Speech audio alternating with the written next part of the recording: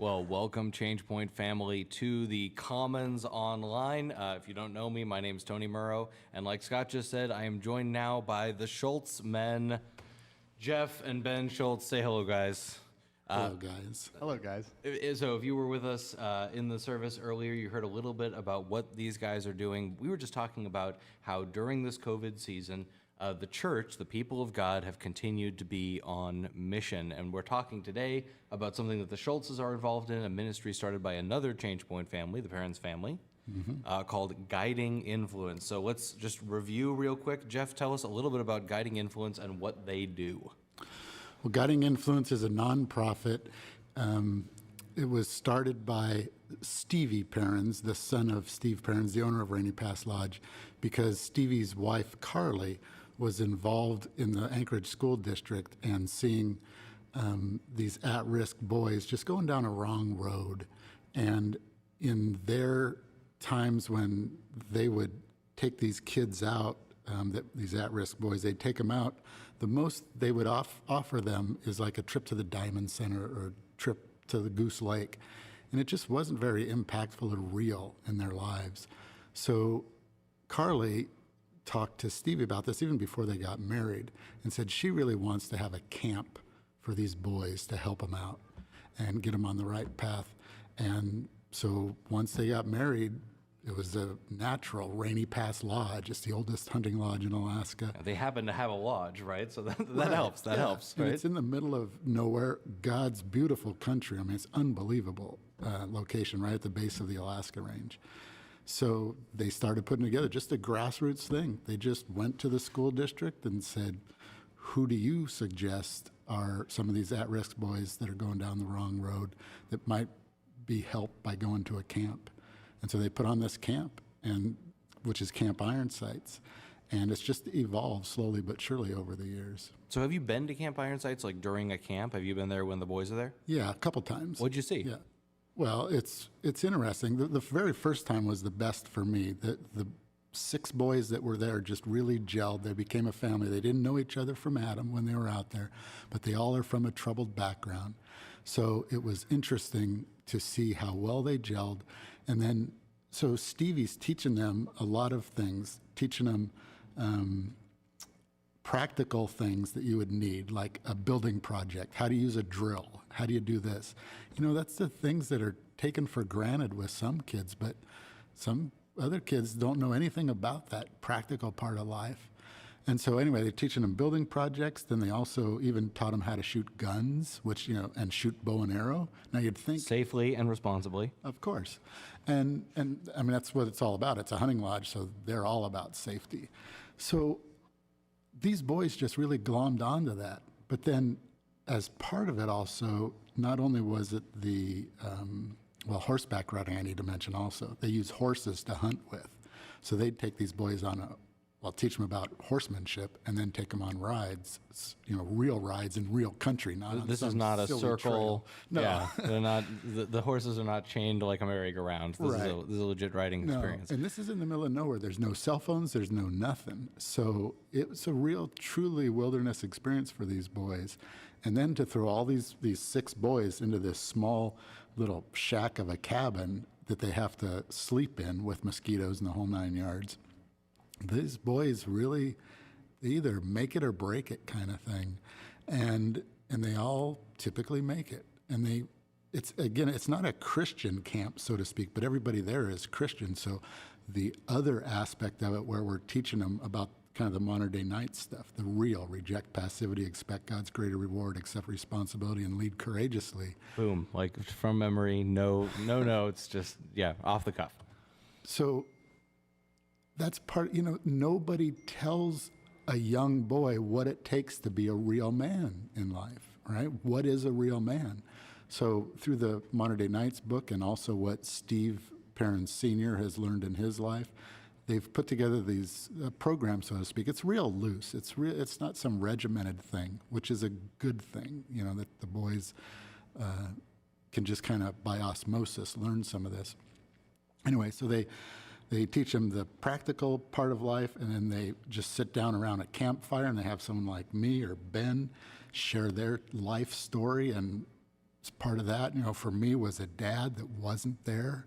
So we just kind of pour our hearts out to these boys, and we tell them that they are loved, that life matters, and that they're important. They're important to us. They're important to God. So it's not like shape up, but it's like, come on, do more than what you're doing. Anyway, so it's way too complicated to talk through in just a couple seconds, but it's really impactful for them. Ben, have you gotten to go to one yet? Yes, I have. Last summer, I got to go to my first camp for over half of the time that the boys were there, and it was nice to be able to do those hands-on teaching times, and also speak to them about my injury and recovery, and then also as a leader, they challenged me to be a mentor to a couple of the boys, and so after the week of camp, when that camp high, goes away for the boys, then we get to walk alongside them and mentor them throughout their daily lives and keep that ball rolling and continue to challenge them with those Monday night challenges. And every young man, just so that we know, every young man wants to be mentored by a firefighter. Like every boy would like a firefighter to hang out with them and teach them what it means to be a man. Now, you mentioned, Ben, in injury and rehabilitation. Some members of the Change Point family are familiar with that story because we were all praying for you. Your family obviously has been a part of our church for a long, long time. How long ago was that now that you had the accident?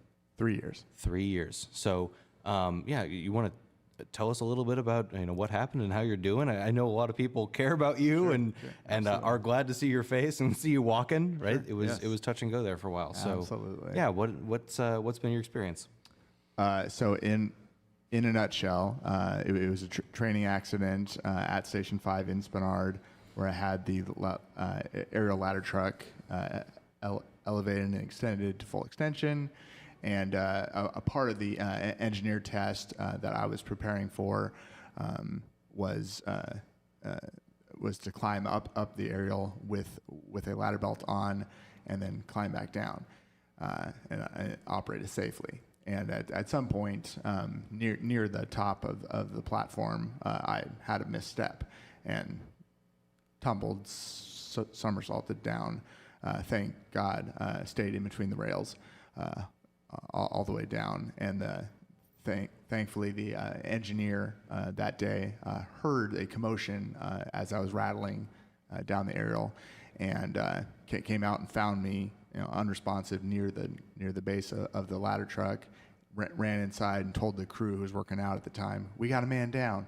They all came rushing out and went to work, saving my life immediately, and they're the main reasons that I'm still alive, in addition to the Lord's help. Yeah, they did save your life. So, They did. Yeah. So I remember that first day.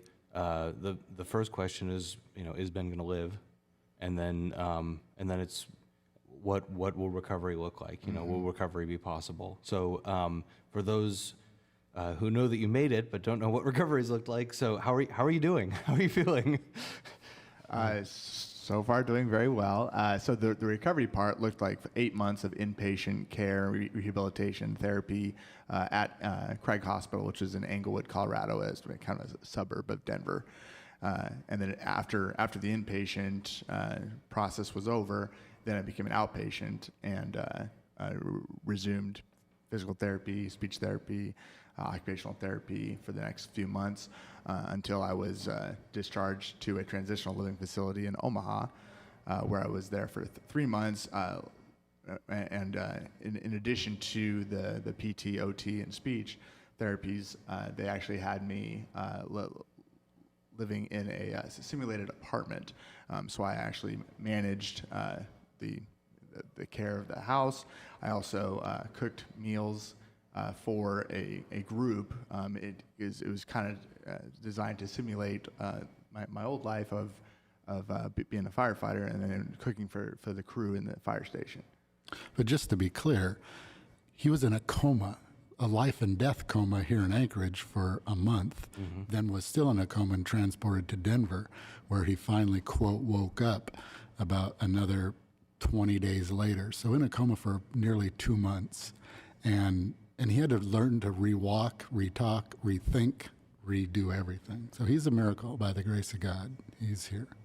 And you sound like yourself. You look like yourself and you sound like yourself. And he remembers everything except, like, I don't know, There's a 4-month timeline from about a week prior to my accident to about a month after I woke up from a coma. That's just kind of a black hole. Gone. And so my prayer at the very first night was, Lord, just let Ben live. Let him wake up, know who he is and where he has been. And he knows who he's been. He reminds me of stuff we did when he was a kid that I don't remember. So his memory. Have to jog his memory. That's good. That's good. Well, speaking of things he did as a kid, we've made reference several times to the Modern Day Night program, but at least today we haven't given any kind of detail about what that is.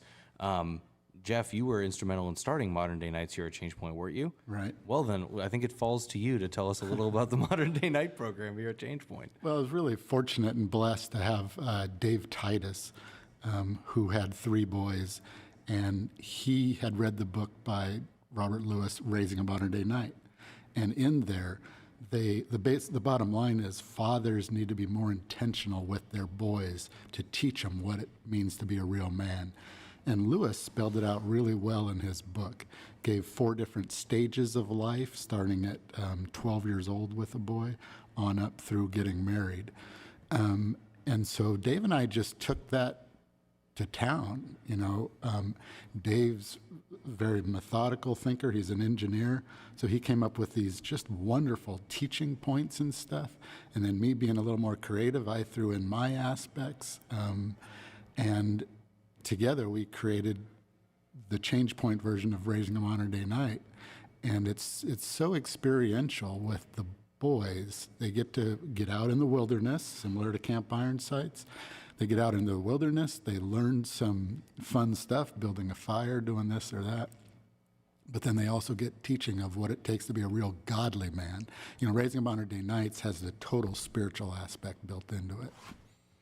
I've got 4 sons, and we've put the first one through the Page stage, which is the first stage of this thing. So I'm just now getting my toes wet in Modern Day Nights. First off, thank you.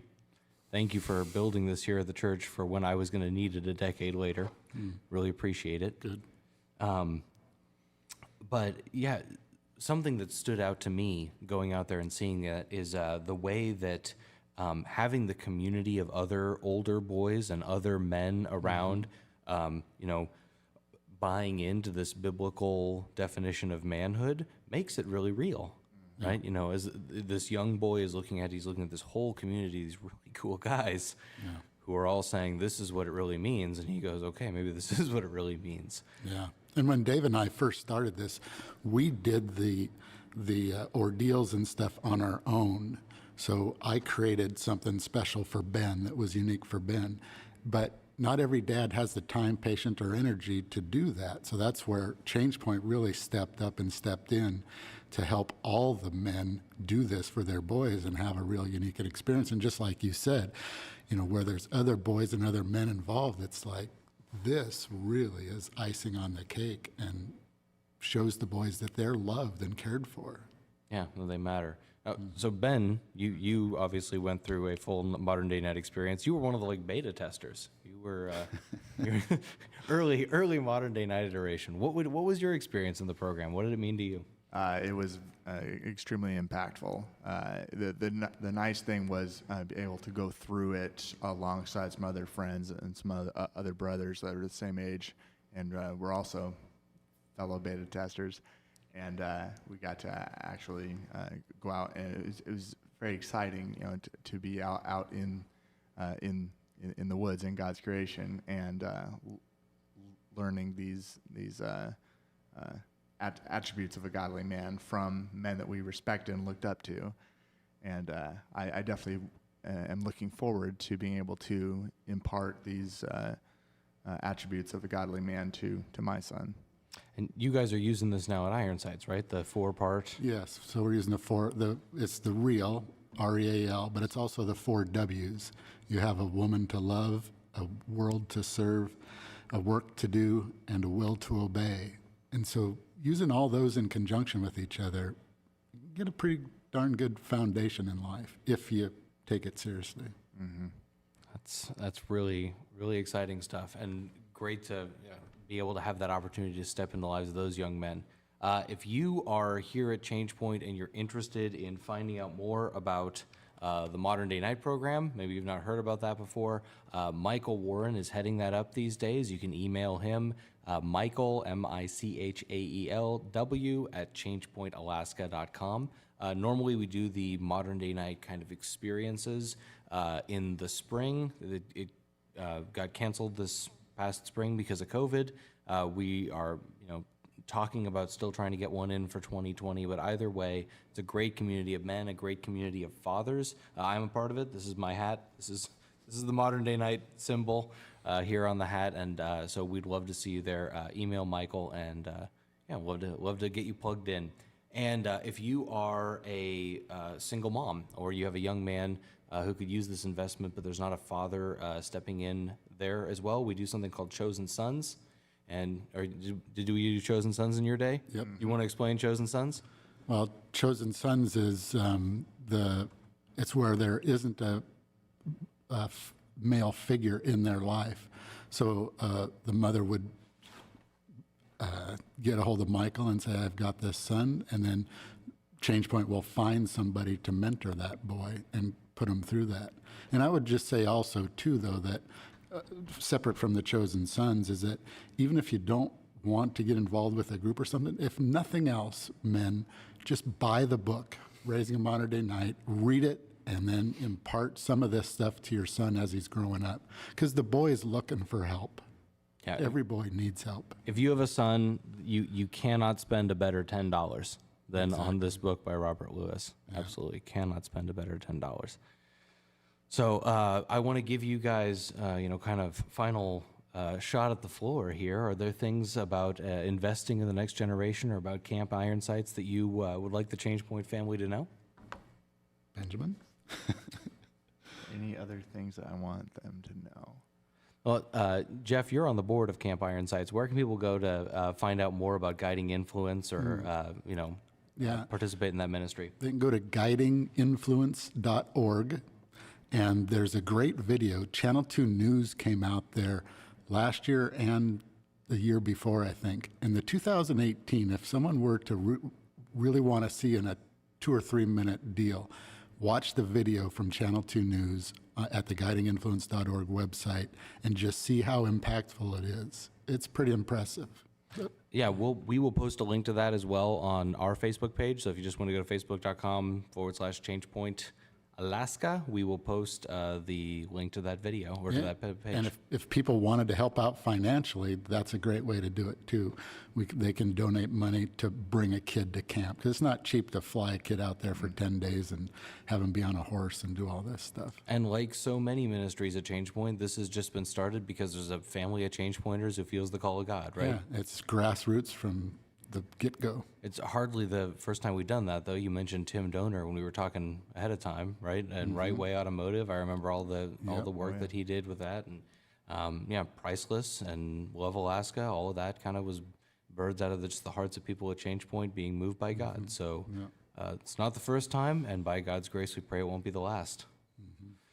Well, Jeff, Ben, thank you so much for joining us today in the Commons, and thank you to all of you for joining us in the Commons. If you want to find out more about Guiding Influence, we'll post that link up on our Facebook. If you're going to family camp, it's time to pack your stuff. Family camp starts this afternoon. If you are not going to family camp, please pray for the families that will be going. Once again, we're taking more people out into the wilderness to do some important work on the family and to reorient in advance of the school year. So be in prayer for us, and otherwise, God bless you, ChangePoint family. Have a great week. We'll see you next Sunday.